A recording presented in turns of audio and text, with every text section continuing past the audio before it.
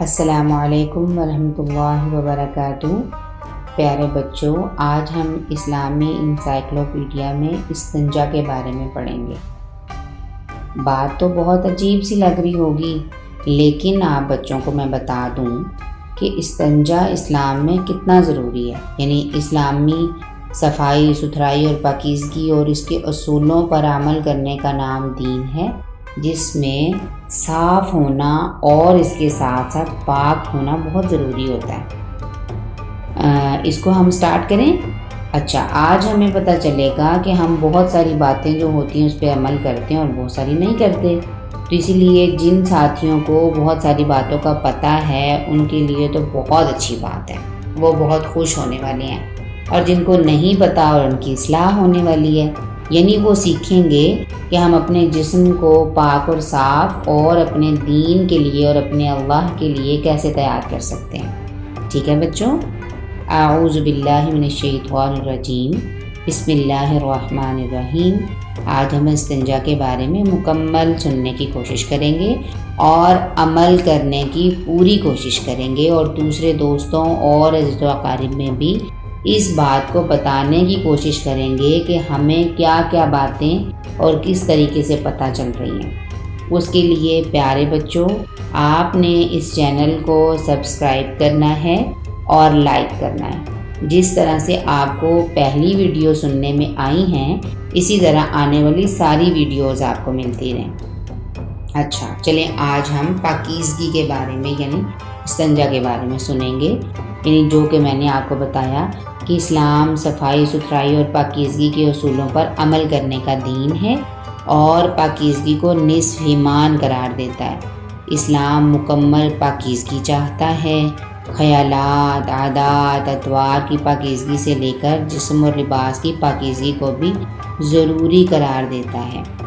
رسول اللہ صلی اللہ علیہ وسلم نے مسلمانوں کو اپنے خیالات و اعمال کے ساتھ ساتھ لباس اور جسم کی صفائی اور پاکیزگی کے طریقے بھی سکھائے ہیں، حتیٰ کہ بیت الخلاء یعنی ٹوائلٹ واش روم کے استعمال کے آداب بھی سکھائے ہیں۔ انہی طریقوں میں سے ایک استنجا بھی ہے۔ استنجا رفع حاجت کے بعد جسم کے ان حصوں کو پانی سے دھونے کا نام ہے جہاں نجاست لگ جاتی ہے۔ اگر پانی دستیاب نہ ہو تو ٹوائلٹ ٹیشوز، خشک مٹی کے 3 ڈھیلے یا پتھر کام دے سکتے ہیں۔ پتھروں یا خشک مٹی سے صفائی کرنے کو استجمار کہا جاتا ہے۔ استجمار یعنی اس کو کہتے ہیں جہاں پر آپ پتھروں سے اپنا استنجا کرتے ہیں، صفائی کرتے ہیں۔ اگر ٹیشو پیپرز استعمال کر رہے ہوں تو کم از کم 3 بار صفائی کریں، اور ہر دفعہ نیا ٹیشو استعمال کرنا ضروری ہے۔ بیت الخلاء کے استعمال کے لیے ان چیزوں کا اصول پر ہونا بہت ضروری ہے۔ ایک مسلمان کو بیت الخلاء میں داخل ہونے سے پہلے یہ دعا ضرور پڑھنی چاہیے۔ اور پیارے بچوں، یہ دعا اتنی اہم اور اتنی ضروری ہے کہ میں آپ کو اس چیز سے بڑھ کے مثال نہیں دے سکتی کہ آپ کے لیے جتنا کھانا ضروری ہے۔ اب آپ کے لیے تو بہت مشکل سی بات ہو گئی ہے کہ یہ ہمارے سننے میں کیا بات آ رہی ہے، یعنی کہ جیسے ہمارے لیے کھانا ضروری ہے، اسی طرح ہمارے لیے بیت الخلاء میں جانے سے پہلے دعا ضروری ہے۔ اب آپ کو آج پتہ چلے گا کیوں ضروری ہے اور یہ اتنی اہم کیوں ہے، کیونکہ ہم اس کے ساتھ اس کا ترجمہ پڑھنے والے ہیں۔ ٹھیک ہے پیارے بچوں، اچھا دعا آپ پڑھتے ہیں اور سیکھتے ہیں۔ بسم اللہ اللہم انی اعوذ بک من الخبث والخبائث۔ ہم اپنا بایاں پاؤں سب سے پہلے واش روم میں رکھیں گے اور یہ دعا پڑھیں گے۔ اگین اس دعا کو میں ریپیٹ کرتی ہوں۔ بسم اللہ اللہم انی اعوذ بک من الخبث والخبائث۔ یعنی اب اس کا ہم ترجمہ کریں گے۔ اللہ کے نام کے ساتھ اے اللہ میں گندی مخلوق اور گندے کاموں سے تیری پناہ میں آتا ہوں۔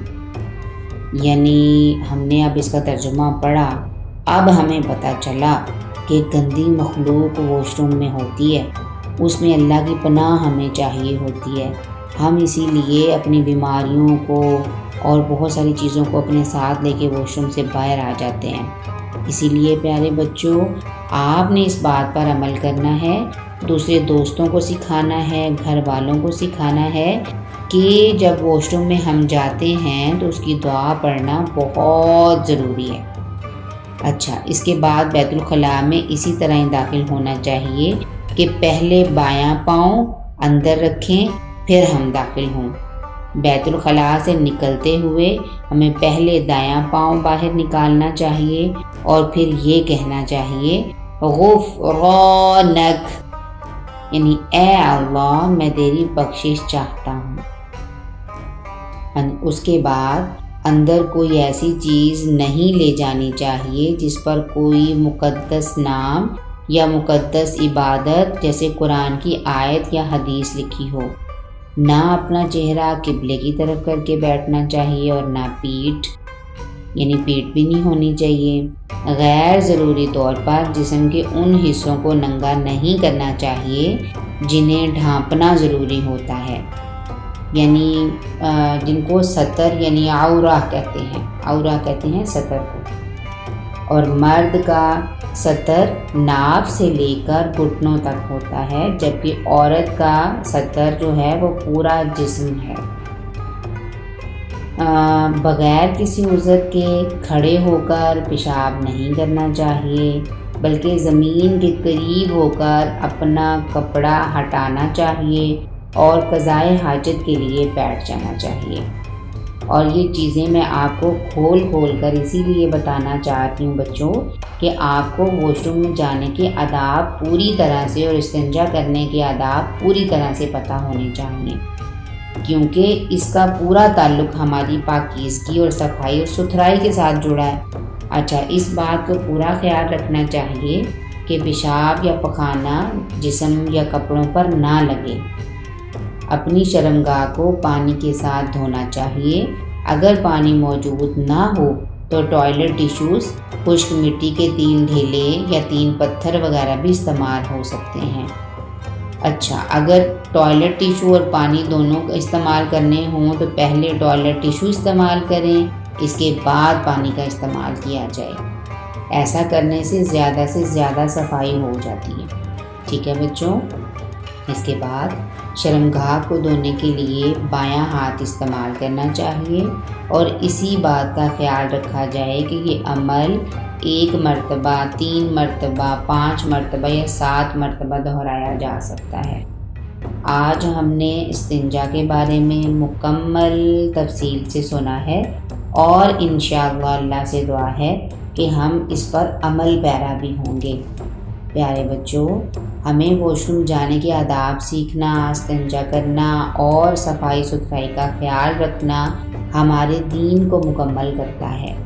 اور ہم آج یہ جو ہم اسٹوریز اور قصص الانبیاء سنتے ہیں، اس سے ہمیں اسی بات کا تو اندازہ ہوتا ہے کہ ہم نے صاف ستھرا کیسے رہنا ہے، ہم نے نماز کیسے ادا کرنی ہے، ہم نے غسل کیسے کرنا ہے، ہم نے وضو کیسے کرنا ہے، اور ہم نے اللہ کی ہدایات کو پورا عمل کر کے جنت میں کیسے جانا ہے۔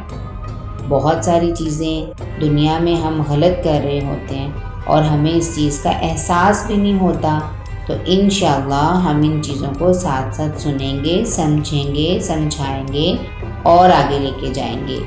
اسی کے ساتھ السلام علیکم ورحمۃ اللہ وبرکاتہ۔ اللہ آپ کو اپنی امان میں رکھے۔ اوکے بیٹا، اللہ حافظ۔